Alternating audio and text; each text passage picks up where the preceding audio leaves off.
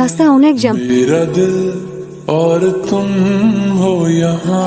সকালে নাস্তা করছো?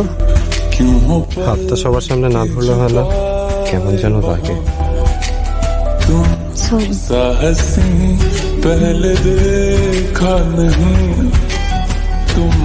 এভাবে তাকিয়ে আছেন যে, আমি কি আপনাকে চিনি?